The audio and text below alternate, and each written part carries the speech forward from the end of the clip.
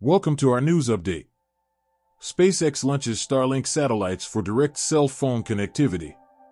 Last month, SpaceX received approval from the U.S. Federal Communications Commission, FCC, to conduct these tests, which will last 180 days. Elon Musk's SpaceX launched its first set of Starlink satellites to provide cellular service anywhere in the world, the company announced Wednesday. A milestone that the billionaire warned will not compete with terrestrial networks, but will help close mobile dead zones and step up globalization mobile connectivity. 6 of the 21 Starlink satellites launched Tuesday can connect directly to cell phones, SpaceX said. Are the company's first direct-to-cell satellites and are designed to act as a cell tower in space, according to the Starlink website. Before we continue, please support us clicking on the subscription button and turn on the notification bell for more update.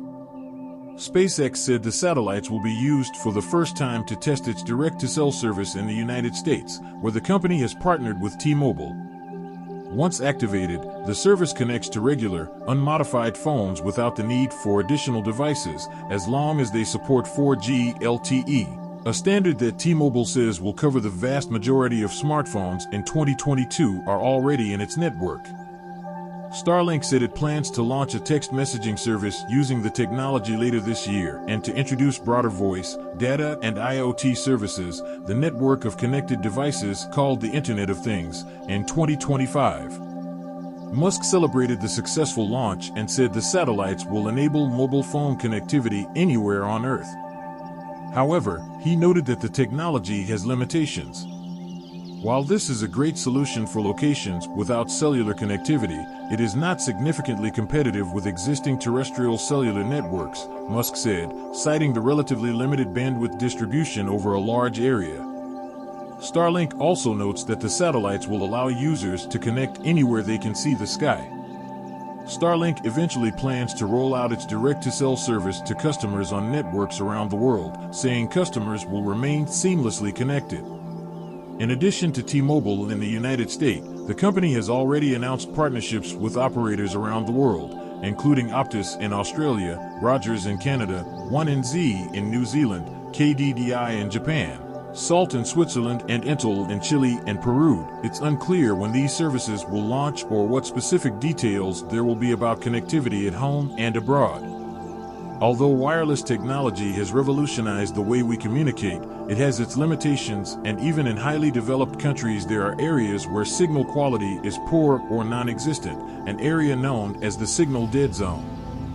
The problem can be particularly severe in remote areas or areas with difficult terrain where signal transmission may be difficult due to geographic location. Starlink hopes to offer high-speed internet service anywhere in the world and has already used its satellites to connect citizens in war-torn Ukraine.